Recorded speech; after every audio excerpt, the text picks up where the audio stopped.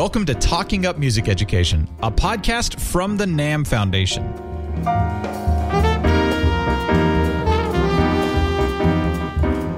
The NAMM Foundation is working to assure that all children have the opportunity to learn and grow with music, and that music is part of daily living for everyone.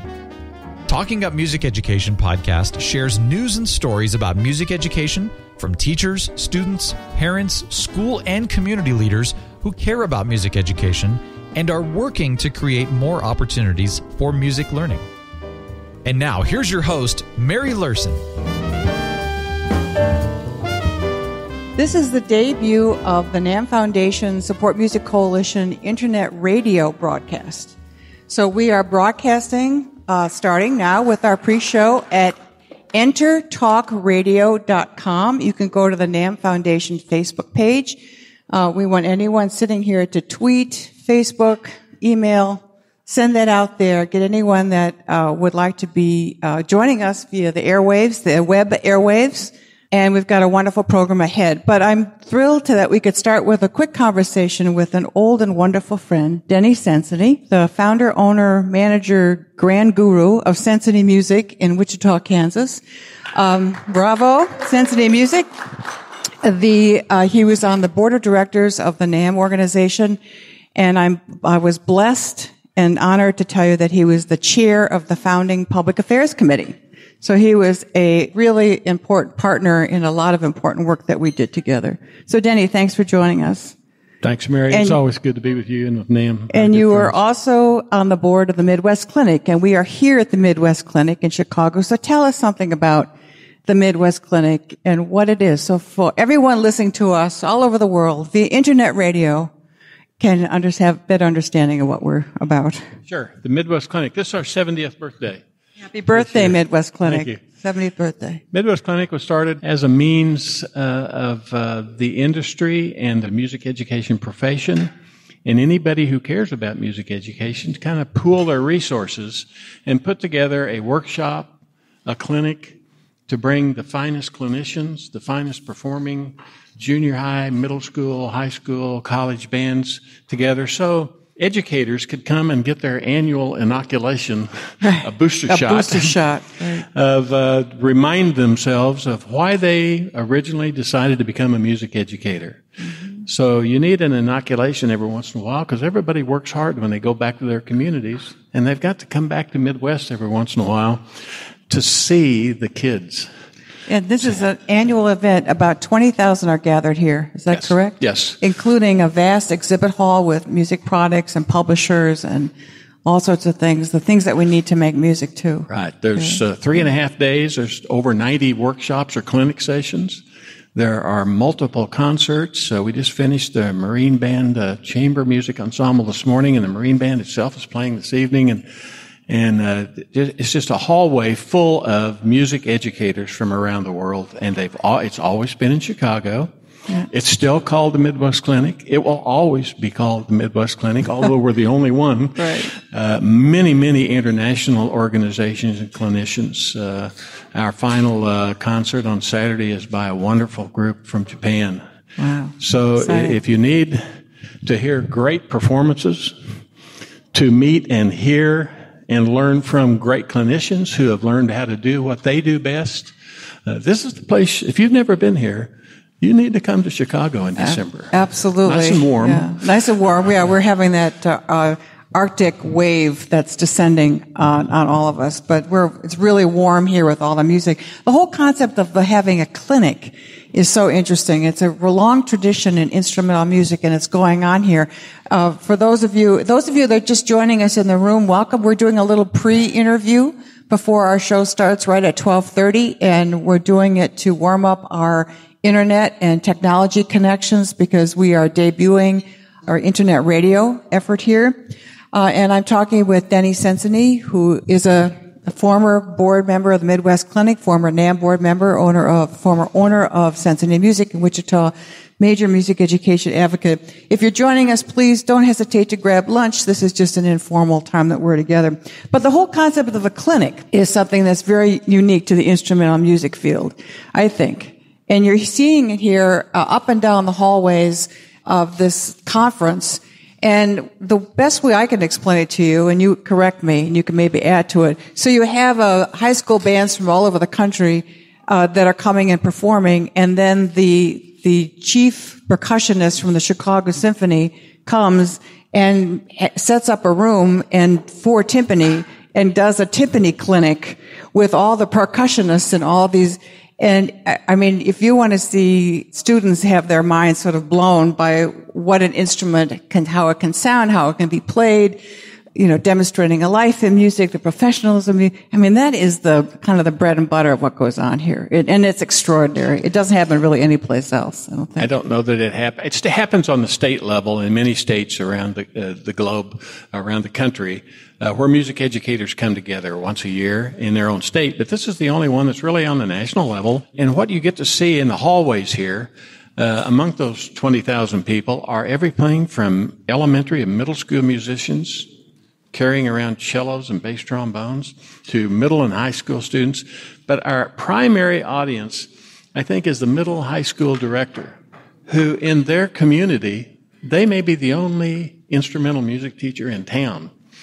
And they don't have a lot of other people they can learn from in their own community. So they have to get together and go to state meetings, or they come to Midwest to learn from the best of the best. And as I look around this room here today, it's filling up with people from the music education profession and the music industry who are really symbiotic. Neither one of us survive very well without the other. And we've got the leadership of all the major instrument manufacturers, publishers in here who are still caring deeply about music education, not just selling brass and wood. They want to make sure that kids in school programs still have the best possible experience they have for those individual kids' own benefit. And they go back then into a community.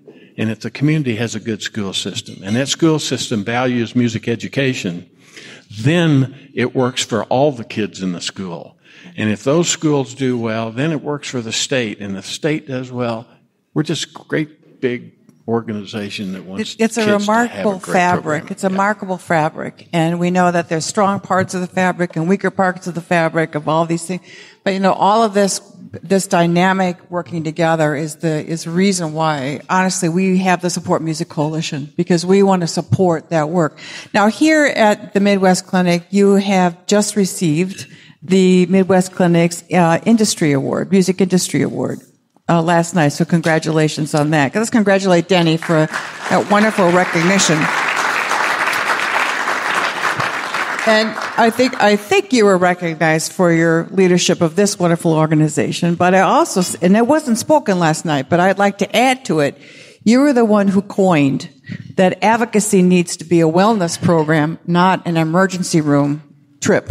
So tell us about that. We're about advocacy. The Support Music Coalition is an advocacy effort. You helped us grow this initiative to now include people from all over the country. Well, it was easier 20 or 30 years ago to expect a state legislature and a local school board to fund a music program. It was just expected. And then budget crisis hit, and budget crisis B hit.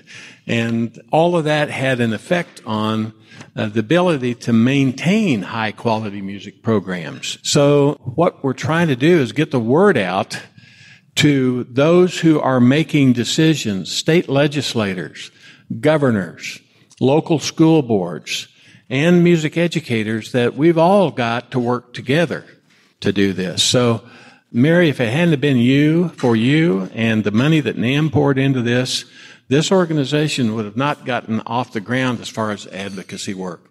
Advocacy happened because so many of the programs would wake up one morning after a Monday night school board meeting and find out their budget had been cut in half, or they're laying off teachers, or whatever.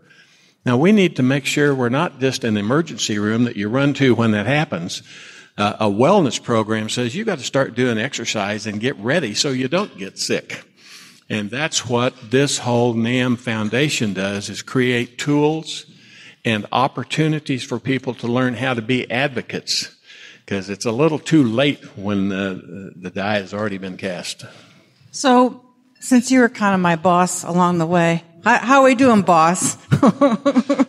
In terms of our, we're probably not really everywhere we want to be with every child having the experience. We will always have to be working to be advocates. But, just appreciate your final word on that, what we really need to be doing to move this forward. All teachers and all parts of this group need leadership. We know how to finger B flat, and we know how to put a march together, and we know how to do other things, but we didn't know how to be advocates. We weren't very effective. We were kind of loud, but we weren't very effective. So you put together the tools that we can all use, and then you put together the resources that we can get to and talk to and learn how to be better. So you're doing far more than I ever thought was possible, and Mary, that's you and your leadership and your understanding of how to get things done. I didn't expect that, but thank you. Yeah. Now, I want to say... And that's our great organization, NAM, too. Can I say something to these kids who Absolutely. are sitting over here? We're going to hear from them in a minute. We've got kids sitting here in green T-shirts and orange T-shirts and blue T-shirts, and they're going to play in a little bit, and I heard them rehearse. It's cool. They're elementary, middle school age kids. Now, let me tell you something that you've got to do someday. And nobody's probably told you that you have to think about the future. And 20 years from now, the kids that may be or may not be sitting where you're sitting. And when you become parents and teachers and school legislators and important people who have a voice, you have to get engaged. If you like the program you're involved in now, someday you've got to get out there and make sure that you protect it for the next generation. And all of us once sat where you're sitting. I was a pretty mediocre trombone player, but I had long arms. And all of you back in the trombone section understand that. So you've had a great experience. Make sure you pay it forward. Let's thank Denny Sensini for helping us open up our event here today. Thank you, Denny.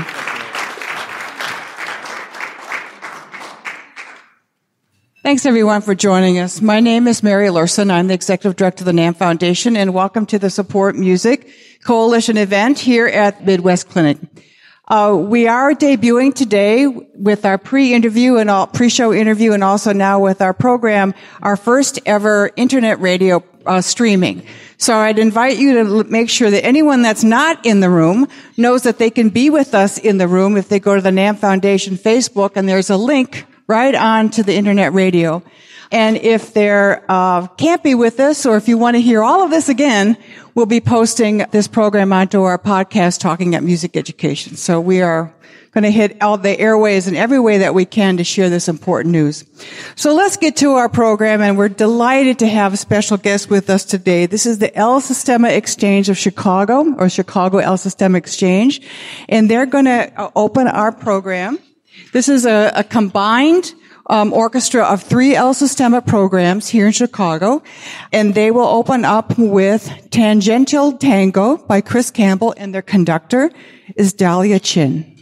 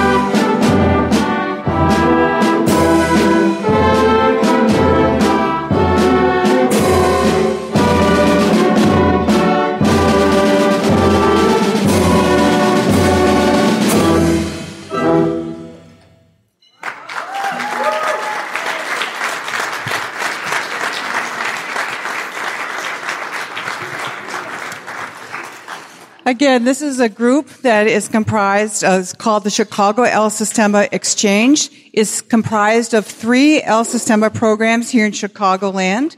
One by the Chicago Metamorphosis Orchestra Project, by Ravinia. If you don't know what Ravinia is, it's a beautiful performance compound north of Chicago, and they've participated. And also Shift, which is the Englewood Youth Symphony El Sistema program. So, and just about an hour ago, these 3 groups came together and practiced for the first time. So it's really wonderful that they could be here. Thank you so much. Really wonderful. And don't miss the instrumentation. We're going to be talking about this. Don't miss that this is a full orchestra, down to oboes, bass. It's a full complement of orchestra. So, and I'm very thrilled that we can be meeting with the directors of this program to talk about the work of these programs and the impact on their organizations and on their kids. So, welcome and congratulations. Thank you. Thank you. We are with the teachers and the directors.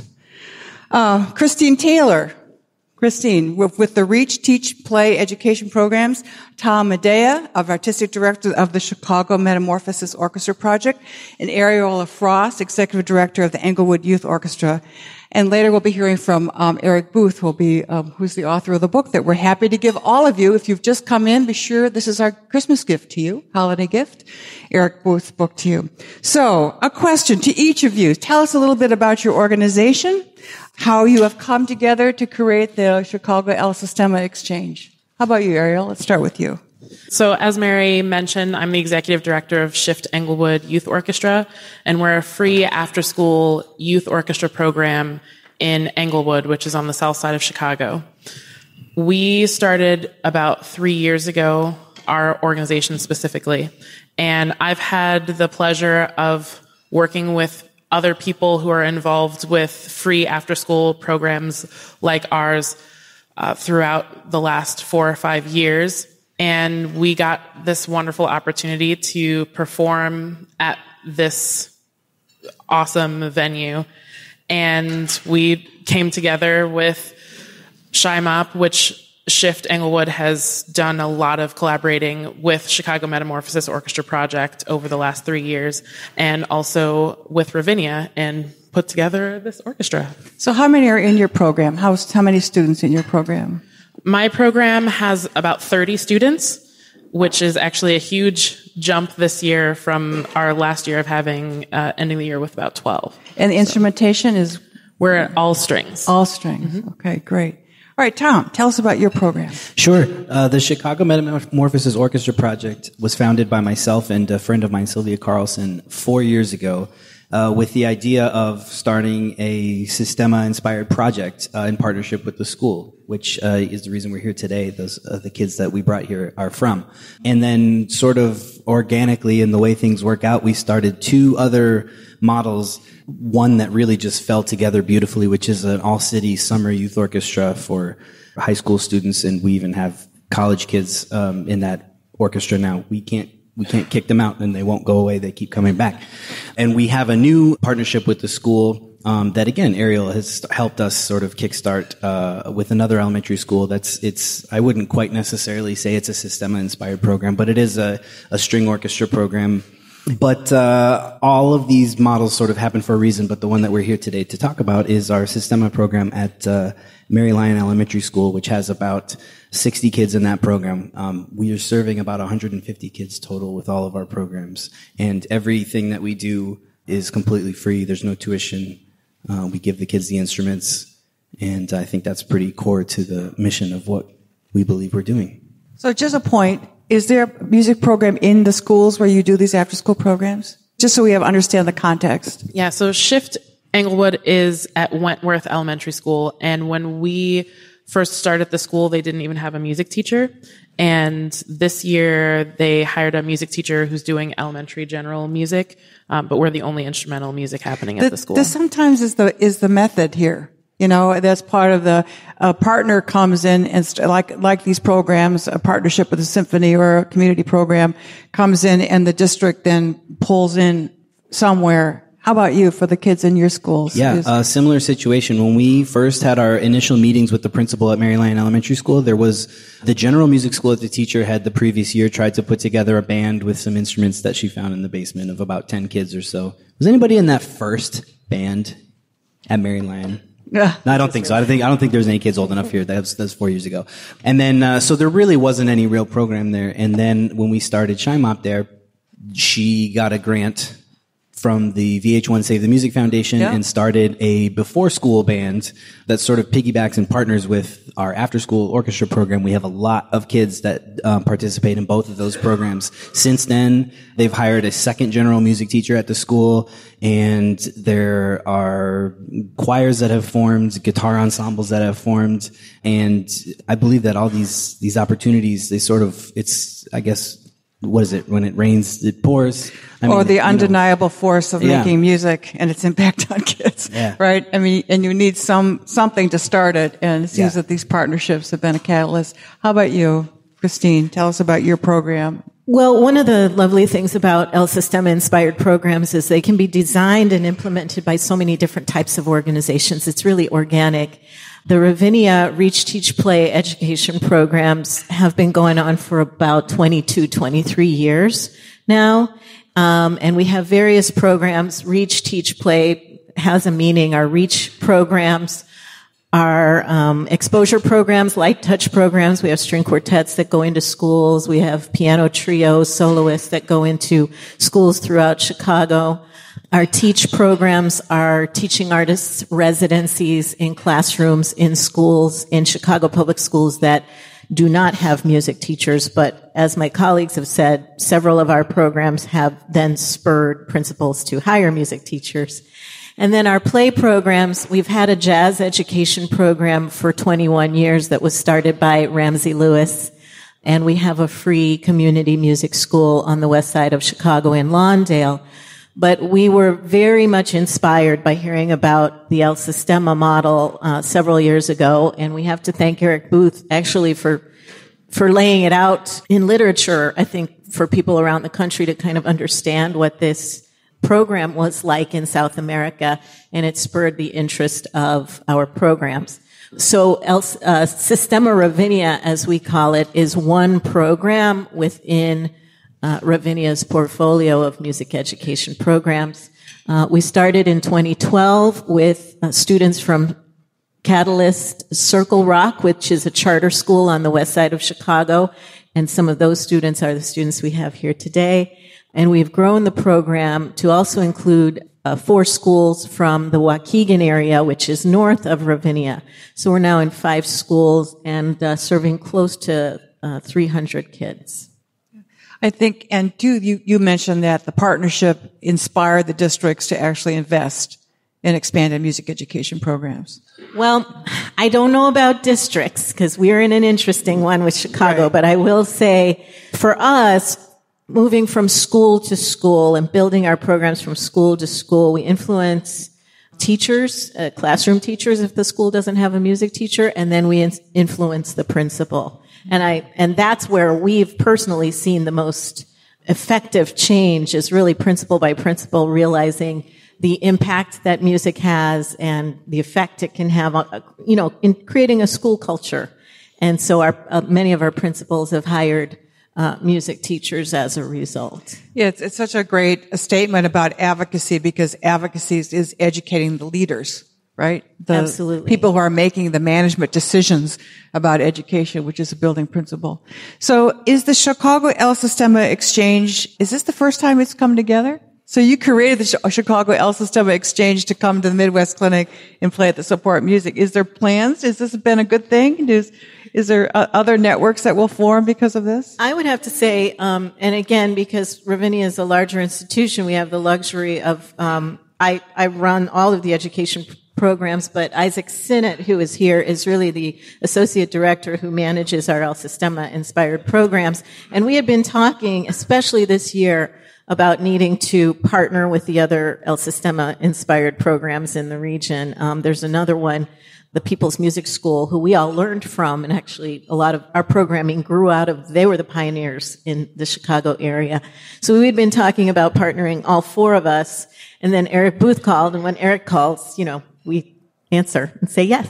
I'd like to say I've had the pleasure of having a lot of contact with Eric Booth through a leadership program that I did at New England Conservatory that kind of launched me into the El Sistema world after I had been teaching at the People's Music School. And one of the things that he's been trying to get everyone in our field to do is to work together more.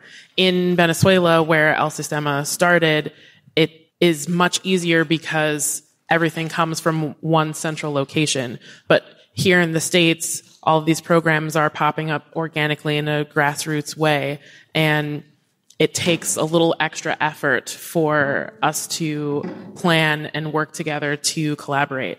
And so Eric Booth has talked about something that he calls 5%, where if everyone's doing programs like this, takes 5% of their time to try to collaborate with the field and increase the field, then we can really create more advocacy around music education in general. Thank you for putting it that way, because that's precisely what we're trying to inspire everyone to do through our Support Music Coalition, is to take some time, some part of time, not to do it, maybe to start by doing it by yourself, by writing a letter or speaking at a school board meeting or tweeting or having a section on your Facebook page or boosting something, but then ultimately to come together in some way. To have a 2 or 3 people impact. Maybe it could grow to something larger. I've come to really believe so firmly that the success of what we want to see in music education, which is every child having this opportunity, is going to be built on a diversity of opportunity. Not one version of opportunity, but many versions of opportunity. And I think that's why this example of a school community partnership is, many of us only see music education through the school lens, which I think is really where we all really want it to be. Fully funded, great teachers, great environments for learning. But here we have examples of serving, we want this service to reach the children. We want them to have these rich experiences. And along the way, the adults in charge might get on board too, right? Principals and whatnot. What impact is this having on each of your organization to be involved in this way with these El Sistema programs? Going right back to, you all have boards, you all have executive directors, you all have fundraising mechanisms and profiles. How is this influencing your organizations? Well, it was interesting I was actually talking with Dahlia on the bus ride over here about how different programs here are in the United States versus South America, simply because we are not really El Sistema. We're not really a system here. We all have to do our own fundraising. We all have to kind of fight, to exist, which isn't just a model for funding. It kind of means, it really affects how we operate and how we do things. So I think coming together to collaborate, if there's any truth to strength in numbers, I think it is really beneficial. So on an organizational level, I think it's really important that we, consolidate resources. We, exploit what each of our talents are and what we're good at, and the students and the communities that we can reach. And then on the level of the kids, I think it's really important for them to know what they're a part of, that they're a part of something so much bigger than maybe just a choir or an orchestra program at their one school in their one neighborhood. So any chance that we get to collaborate with another organization or several other organizations, we jump at that chance. For us at Ravinia, especially speaking of what we call the Ravinia family, which is the staff, the ED, and we have 3 different boards, a board of trustees, a women's board, and an associates board. The El Sistema inspired program, Sistema Ravinia, has been basically the best thing since sliced bread. As I say, we've had these education programs for quite some time. We have so many of them that sometimes our board, they cheer us on because they know we're doing good work and they're happy about it, but they're not quite understanding, especially if we talk about teaching artist residencies, or are we talking about music integration versus applied music and scope and sequence, and, everybody goes blank. When they first heard about this model, and especially because it is such an inspirational model, I mean, if you hear Jose Abreu talk at a TED Talk or anywhere else, and even if you don't understand Spanish, you are immediately inspired to to do this work. But for our board, it was very simple. You're putting instruments in kids' hands who would not be able to have those instruments before, and you're giving them instruction, and these are kids who would not have had that. And so for our board, it's something that they can really wrap their hands around. The fundraising for it has been tremendous, but we also understand that El Sistema, right now it's a hot topic. If it's not a hot topic in 5 to 10 years, we still want to make sure this is sustainable, because this is basically a lifetime commitment to these kids. So we've created special funds that we hope can grow, so that if 5 years down the line there's a new hot program, we still have some funding support to continue Sistema Ravinia. What's the essence, and we'll wrap with this question, what is the essence of what you're seeing, the difference of this activity, this opportunity for kids? Can you sum it up in a couple of sentences? It's a tough question, I know. What's the essence of why this is so transformative for kids and their families? I had a couple of students talk to me about this, and there were 2 things that I thought were really important that they said. The first one was that a lot of my students were able to make friends with people that they never would have met. Our program has 3rd through 8th graders in it, and they don't interact with people who aren't in their class or in their grade, and they certainly don't interact with people who aren't in their neighborhood. So I have students who have made friends with students at ShyMop that there's no other opportunity that they would have had to meet with those children and to make music with them. And they also just have really had the opportunity to express how they're feeling and have people really listen to them through their music making. And that's something that, especially in school and in this time of testing, is not something that children get a large opportunity to do. They feel treasured. What they feel is treasured. How about you, Tom? I think to learn music is to learn about yourself. And I mean, I think it took me a lifetime to figure that out.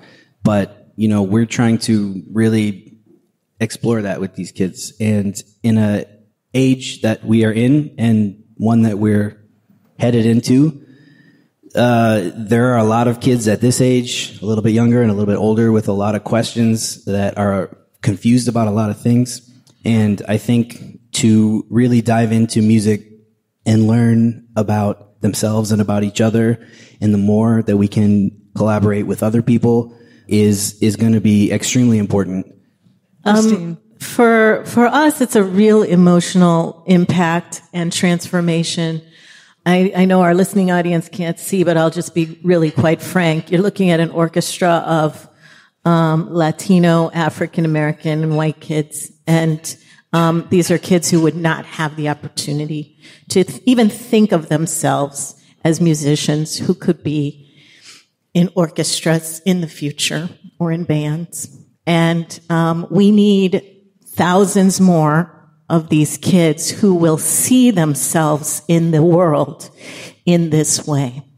So I always get choked up because I feel that our students are beginning to see themselves in this world, and that it can be theirs, and that they can be on any stage in the future that they want to. They can be lifelong musicians. They can be lifelong supporters of music. So it's something that it's theirs and they have ownership of. And I think we all just got choked up with that. I want to thank our wonderful directors for their leadership. Thank you so much for letting me.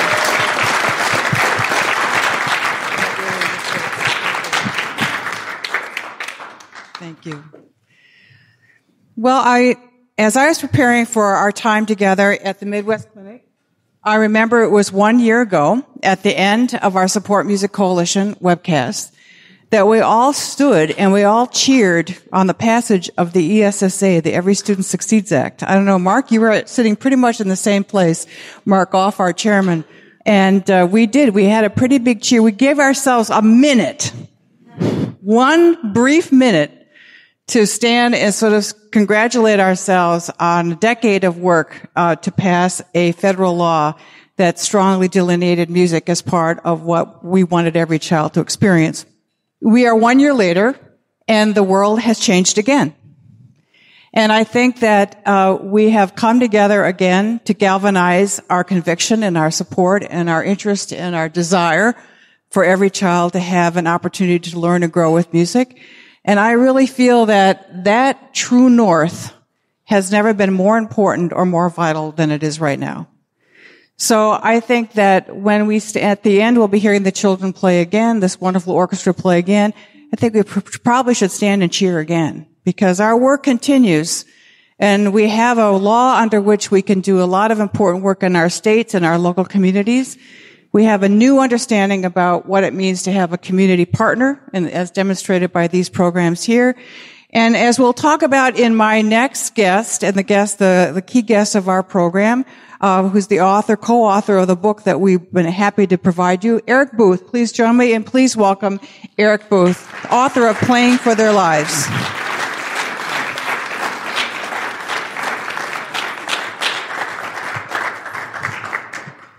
Welcome to Chicago, Eric Booth. He lives in the Hudson Valley, so he said he wasn't worried about coming to the frozen Midwest. So, Eric, just share with us a little bit about your background and how you came to be here as an co-author of the El Sistema book. Well, I'll begin with a confession. I'm completely not a musician. I'm glad you allow me in the room. But as a teaching artist, many years ago, I was invited to start the teaching artist program at Juilliard that introduced me to the strange subculture of music education in the world. And that passion has followed me for years. And 8 years ago, I was feeling pretty unsuccessful as an advocate in the world, like I was beating my head against the same wall, not nearly as successful as Mary and the NAMM leaders. And I took a little sabbatical to kind of rediscover what I wanted the last chapter of my life to be like. And on that sabbatical, I went to Venezuela as a kind of a cynic. I had heard all this stuff about Venezuela's El Sistema. I thought it was hype. Nothing on the planet could be that great. And I immediately was confronted with the single most extraordinary arts learning accomplishment I'd ever seen in my life. And on the spot, knew that I was going to dedicate a significant percentage of the last chapter of my life to advancing this work, bringing it to my home country, and seeing what I could do to share this opportunity with kids around the world who deserve it. And so for the last 8 years, I have been an ambassador without portfolio, often a kind of gibbering idiot, trying to just advance the prospects of this work in any way I can think of. And it led 4 years ago to starting the research that leads to this book called Playing for Their Lives, which is the first book about the international growth of this phenomenon. The previous book with my co-author Tricia Tunstall, she wrote a book about how this El Sistema grew in Venezuela and came to the U.S. But the untold story we discovered is it has now spread around the country. Around the world. Sorry, thanks. I have been saying recently it lives in 64 countries around the world, but I got a correction this morning. It's now 65 countries around the world, as Vanuatu in the South Pacific has started a program. And it is this story nobody realizes, that intensive youth orchestra instruction is being used around the world as youth development to actually address the most intractable social challenges in these different countries. They're finding that intensive youth orchestra instruction accomplishes things that other interventions of well-intentioned, social service organizations have not been able to accomplish. There's so many questions that I want to ask you, but let's just, before we go there, you were trained as an actor? Yes, I was trained as an actor. I was. Right. Tell us a little bit about that. What did you do in that part of your life? Standard conservatory training. I happen to love Shakespeare, so we wouldn't know he was trained as an actor. No, right? It's the gestures give it away. Right. But I was in 23 Shakespeare plays, a slightly misleading statement because 4 of those were the bear in Winter's Tale. But there were years where being a Broadway actor was what I did, many years. And then I found I didn't actually love doing 8 shows a week, and I didn't love the life of a New York actor. That's when I got interested in teaching artistry, enter Juilliard, enter the world of classical and music. Lincoln Center. And Lincoln Center, where places. I've taught for 35 years. So when you went 8 years ago on your sabbatical and you said, I just got to kind of clean my head and look at, there's another part of my brain that's telling me I need to do something different. When you first saw it, what did you see? I mean, if you can distill that into that moment of recognition of something. It was really two things. Number one, I had never encountered the scope of what they have accomplished in Venezuela, which is now 750,000 young people involved in El Sistema, often 25 hours a week. Kids in tough barrios playing at extraordinary high levels, and I would go to one after another. So it was both the scope and the quality of the accomplishment, but maybe even more powerfully, it was this radiant joyfulness. And I had not, around the world, when I'd seen music education and youth orchestras around the world, that would not be the first descriptor that would pop to my mouth to describe what I was seeing in the room as just radiant joyfulness. And the hit of that, of connecting kids having the time of their lives and playing music at preposterously high levels, made me know something special.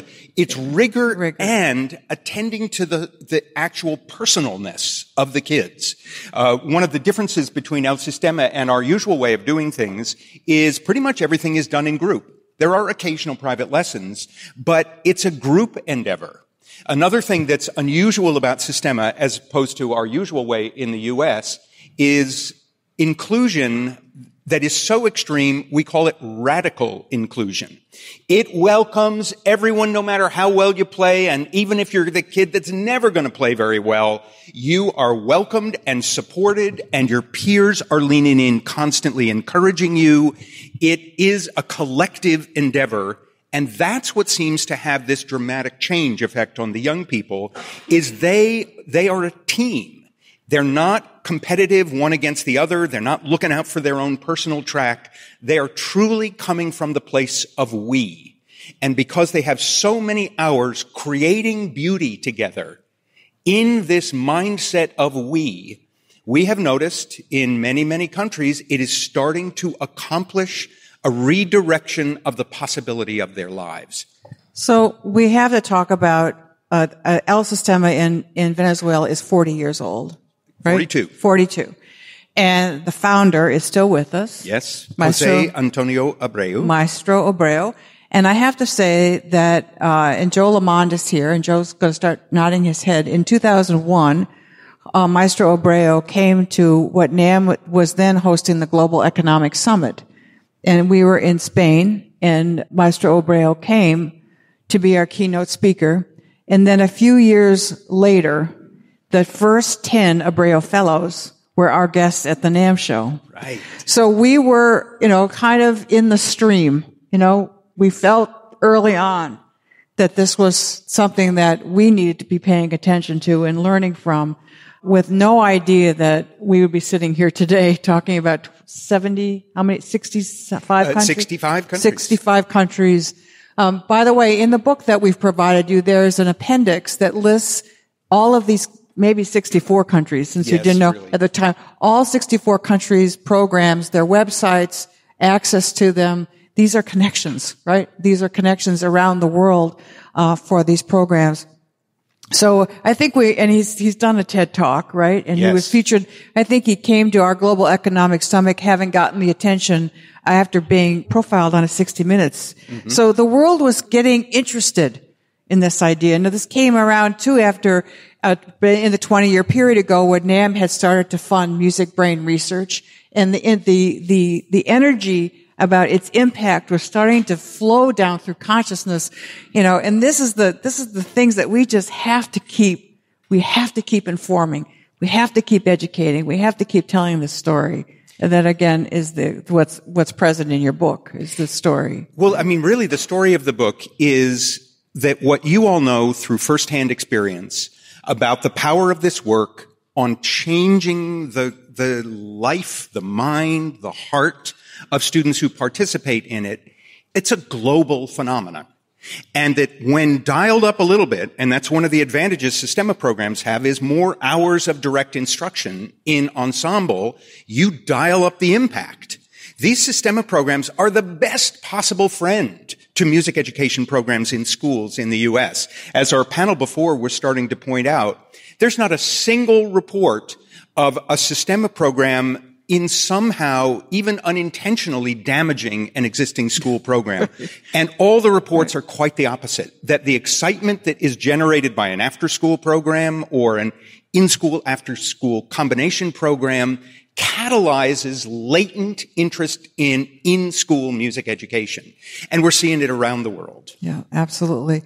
And as we know too that Maestro Gustavo Dudamel was an outcome. He played violin in the Venezuelan orchestra in Abreo's first program, in the first program. And he is now the music director of the LA Philharmonic, leading YOLA, the Youth Orchestra of Los Angeles, which is an El Sistema model. And he has also established his own personal foundation, the Gustavo Dudamel Foundation, and he is advancing wherever he goes, and he's conducting in every major orchestra in the world. He takes an extra day or two and he pulls kids from a regional El Sistema program into an open rehearsal, where goes to their rehearsal. And we don't hear about this. Right. This isn't in his press release. So he's out there as this, phenomenal ambassador of this, of inclusiveness. Indeed, there's almost 1 million kids around the world now involved in El Sistema programs, and 3/4 of them think of Gustavo as their personal best friend. Right. Because I think his goal is to touch every one of them. So the one concept that jumped out of me in reading the book, which I have to tell you is a really great read. And I'm not a book critic. I'm not a critic of anything really, but I read a lot, and this is a book that I really wanted to read. Maybe because it's so close to my heart, but it's also the way it was written and the way it's documented. So I really encourage you to enjoy the book and pass it along. But the one term that I thought was described so well was this idea of radical inclusiveness. And I want to talk a little bit about that. You talked about it in terms of ability, right? Mm-hmm. In other words, a kid, we see that, we're in a kind of an audition system, right? And who auditions and who goes up to be first chair and who gets the scholarship to go to the college, and all that's fine, right? That's here to stay. And the talented will always find their way. The talented will find their way to Juilliard or to Broadway or playing the Bear in Shakespeare. The talented are going to find their way. But this concept that we need to set our perspective to include anyone for more than just playing the perfect score. Yeah. Right? Talk about that. How does that manifest itself as you've seen it around the world? Well, it looks different in different countries. Certainly the most obvious way is that students with disabilities are fully included.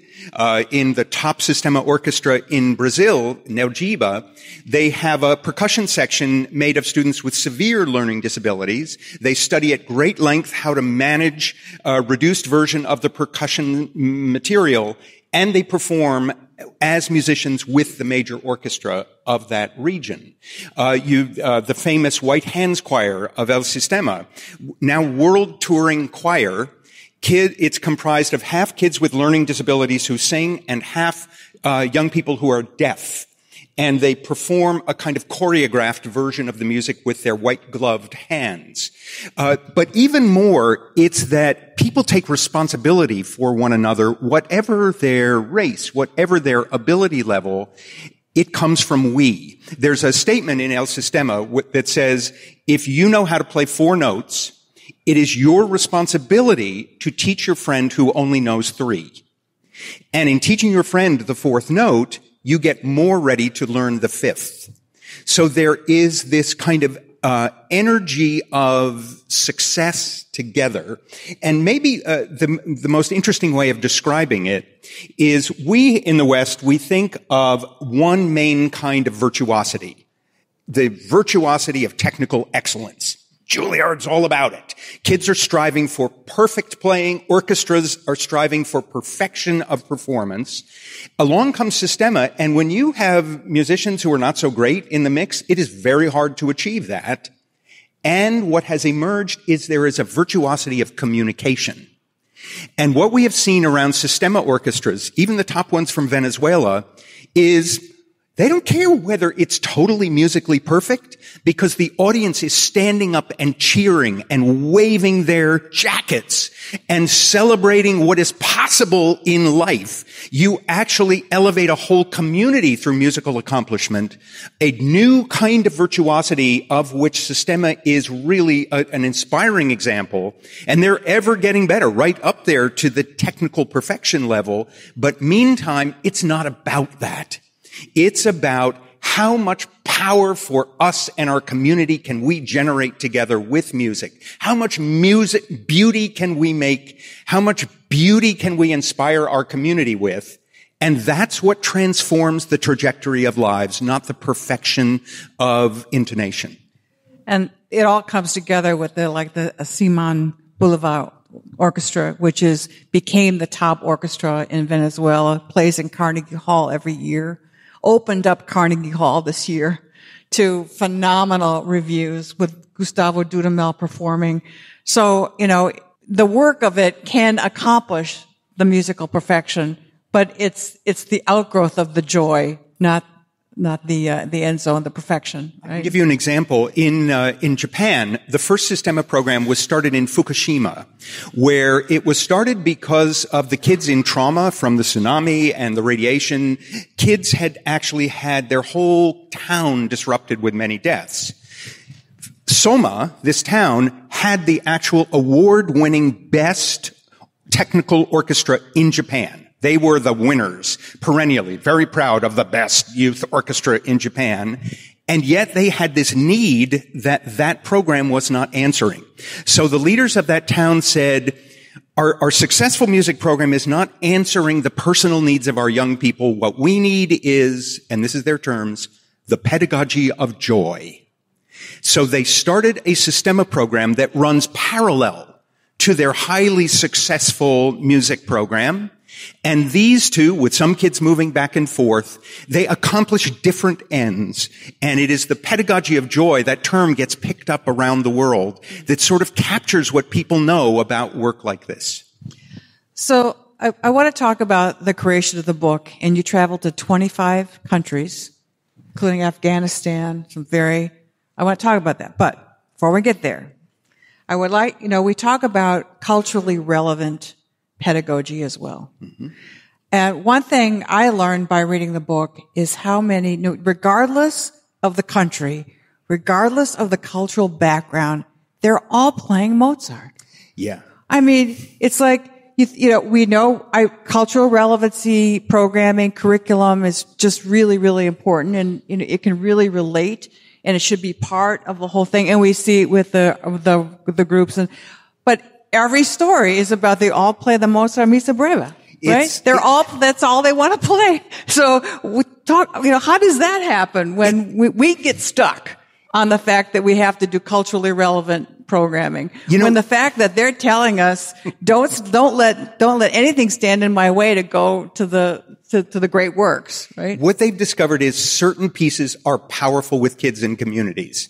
Mozart happens to be one of those. Another one of them is Pirates of the Caribbean that we have heard on every continent. There is this collection of music that kind of catalyzes the motivation to make music.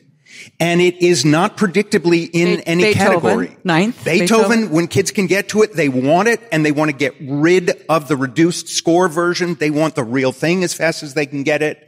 And there is folk music, and there is patriotic music. They describe in the Sistema program of Colombia that the perfect concert must include a piece of classical music that shows the audience what you can do, a piece of patriotic music that makes the heart swell, a sad piece of music that makes everyone in the room cry, and a piece of music that gets everyone up dancing. And indeed, the final piece of the top Batuta orchestra in major concert halls, the musicians, while they're playing that final piece, come down off the stage into the orchestra audience, start dancing with the audience, start leading the audience back onto the stage in a samba, and the party begins as the concert concludes. The fourth wall. They break the fourth wall. All right. So 25 countries in 14 months, 18 months? It was about 14 months of travel. And you planned ahead. You went, I'm going to go visit the El Sistema team. You wrote to them ahead of time. They knew you were coming and you just embedded. Was that just kind of what you did? Yes. In some places it was more complex than that because it's physically dangerous. When you're in very gang-intensive environments, they have to take care of you. When you're in Afghanistan, they have to take care of you. And so in many cases, they had to provide extra kinds of security or protection that they were just amazingly generous. But basically what it was, we would land in this, beautiful city that lots of tourists like to go visit and would go directly to the single most dangerous place in that entire country, spend all our time there in and out of that program, and then would get back on the plane and go to the next city. I often describe we traveled mostly on red eyes to save money, and how often we saw the fuselage, the dark fuselage of an airplane, completely black, with two lights on, Tricia and me sitting next to each other, typing our notes all night based on what we had just experienced and the details. We didn't want to forget that kid's name and the story of how that musical idea was landed. And then we would end up in Bosnia. Bosnia, for example, their program is in Srebrenica, which some of you may know as the home of the single greatest genocide in Europe since the Second World War. A town that is now populated by the very same warring populations that led to that genocide, still living next to each other, still not talking to each other.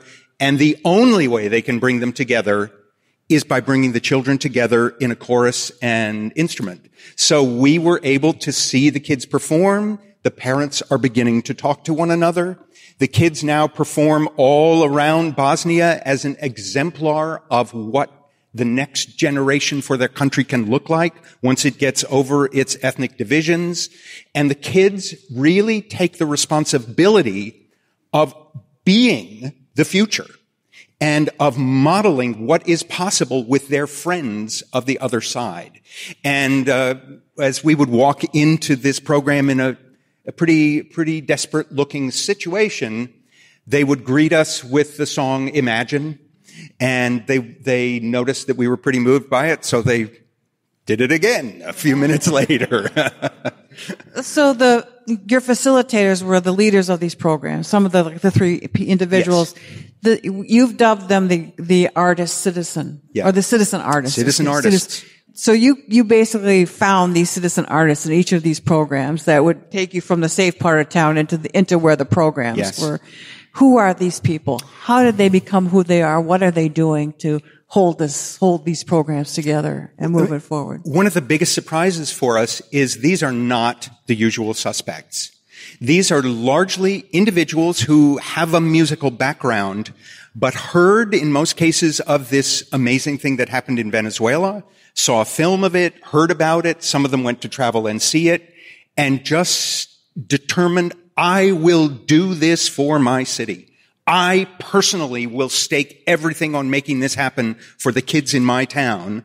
And they found different kinds of funding. Funding structures are completely different in different countries. There is just this cadre of just will not be denied individuals. We have 130 programs in the U.S., started by colleagues like the three we saw here, who are absolutely refuse to have it denied that this opportunity will be available for our kids in my city. And we saw the same thing in a Maori village in New Zealand. It happens in a remote village of Greenland where they play against an ice wall for sound projection. And when the kids want to perform in another village, they put their instruments in the kayak and they paddle there. This is the determination that you see from the leaders and the kind of high aspiration that we expect of the young people. One of the things I noticed in every country that the program had achieved a kind of maturity, the kids immediately identified as advocates. My program is essential to my country. I am a representative of my district or state, and it is my job to make sure this work grows and that I become a teacher for the next generation.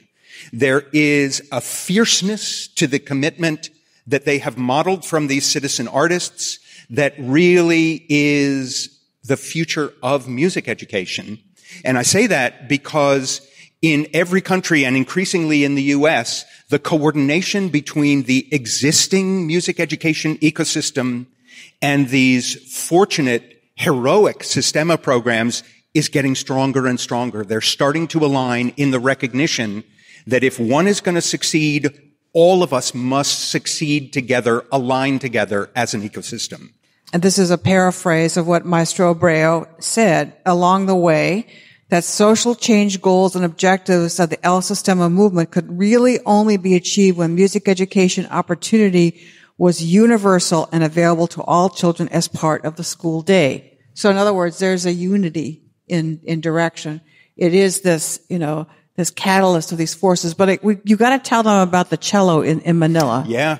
Right. A classic example of sharing in the extensive programs of An Misión in Manila, Philippines, which are pretty extraordinary. They've got a ladder of high-level orchestras, but they're in many desperately poor slums as well. They have a real shortage of cellos for some reason, so they share cellos between these satellite programs in different districts.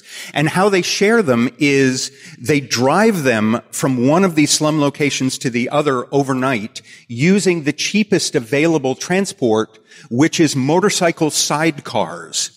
So around Manila, overnight, at 3 and 4 a.m., there's motorcycles driving cellos strapped in from one side of the city to the other so that the kids who didn't get to play on the cello yesterday in this program will get to play there today.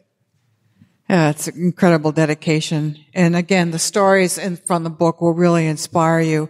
As we move to the end here, the other thing that hit me about the book is even in Venezuela, in the 42 years, they have moved through very complex political systems. And we know that even some folks that have reviewed your book have pointed that out, not very generously. In other words, how we're kind of the Pollyanna folks over here while things are falling down. The political system is fraught with human rights issues, and then around the world, these programs are existing in incredibly complex Afghanistan, for example, very complex political systems. How do the artist citizens and the communities that are rallying around this, how do they put all this together? What has been your because I think some of us feel that we're moving into some complex political circumstances, but we will solve these and we will be strong throughout all of this. But I think there's some examples. How are they dealing? How would people deal with this? I would say there's really two things they keep in mind, both of which we've adapted from Venezuela, and it looks very different in different countries. First of all, I think they would say, keep your eye on the right prize. And whatever the political winds, and boy, Venezuela and other countries have faced political winds that make ours look like light breezes, keep your eye on the right prize, whatever, and there is this kind of inherent belief that will work out over time, which it has for Venezuela as their government has switched from extreme progressive to extreme reactionary 6 times over the course of Venezuela's history of El Sistema, under particular challenge now with a country in such chaos. So part of it is whatever happens, ineluctable focus on the right prize. And second, never forget it's a social program. It is not just a music program. One of Abreu's great moments of genius was after his earliest orchestra won a prize in Europe they were celebrated at this youth orchestra competition, and he came back to his country and suddenly the government said, well, now that you're certified a real big deal, how can we help you? And he said, well, we need a whole ton of money. And he said, but I don't want that money from the arts or culture. I want that money to come through child development, child support money. He said, arts money goes away. Social service money, once you can actually start to produce results, sticks around. And around the world, you start to see that. This idea that we're not promoting an arts program, we're proposing health solutions for young people. We're proposing fairness for opportunity. In some countries, like South Korea, where they rolled out 33 orchestras in a 3-year period, the reason the government poured in millions of dollars was they said the bottom third of the economic sector, those kids were not moving up in their job careers because they didn't have enough social skills. So they invested millions of dollars to develop the social skills of kids so they could have lives in business. Around the world, they're thinking about youth development, not about great orchestras. And once we realize, and you look in New York City, in my home state, it costs a city or a state about $220,000 a year for every young person that gets involved in the criminal justice system. Kids in Sistema programs do not get involved in the criminal justice system. Doesn't take many kids working in a Sistema program to pay for itself in city programs. In fact, the young man Stanford Thompson, who runs the Philadelphia program, sends a bill to the mayor every 6 months saying, this is how much money you owe us. We're not collecting it just yet, but we're coming for it pretty soon for how much money we have saved the city. That's pretty clever advocacy, I would say, too. Well, I want to thank Eric Booth. Let's give him our thanks for his remarkable work. And stay right here. I got to say a thanks to NAM for the history of advocacy for all of us. I got to say thanks to the students. I got to be your warm-up act. It was way too long for a warm-up act, but I'm glad we can close with you. And I want to thank you all for going the extra mile. As Ariel says, finding the 5% of your time in an overbusy schedule to advocate for the collective whole. So thank you, Mary. Thank you, Eric. So Eric will be on hand afterwards. We've got a table set up. He'd be happy to autograph your books. So I think we've got some extras if you'd like to take. We'd be happy to have all the books go. If you want to take some with you, he could autograph them for you. I need to give a little plug. One of our Support Music Coalition steering committee members, known to many of you, Bob Morrison, he'll be doing a talk tomorrow in room 186 at 12 noon. He's developing, I think, a very compelling idea, dreams of our founding fathers and what it means for the future of music education. I think maybe we'll make sure he gets a copy of your book too. And also, just a reminder that the NAM Foundation's Best Communities for Music Education survey is open through the end of January. So important. The 500 or 600 schools and districts that get that recognition every year really use it for advocacy. All that information on the survey is at namfoundation.org. Our next Support Music event will be a live webcast. Maybe we'll crank up internet radio again. I think we probably will. We'll be live from the NAM show on January 21. If you're with us, we hope we can join us. If not, join us via the web. Black Violin will be with us with their full ensemble, as well as the Perfect Fourth, a string quartet from the Sphinx organization. And we'll also be having some interviews with some musician artists who are just confirming with us, but it's going to be pretty darn exciting. So I hope you can be with us. Of course, you can download a lot of information we've left you some brochures, our new ESSA advocacy brochure and other brochures available in English and Spanish. Encourage you to pull down the Spanish version and do your part for radical inclusiveness. We're very committed to that as well. And lots of information available at NAM Foundation, including a link to our podcast. And I always like to say it's also available on iTunes and Stitcher because it just makes us sound so contemporary when we say we're there. So I'm so grateful for the El Sistema Exchange, and we're going to hear a final number by this wonderful group of students, and we'd love to chat with you also. And this is the Petite March, and the conductor is Brianna Bajurka.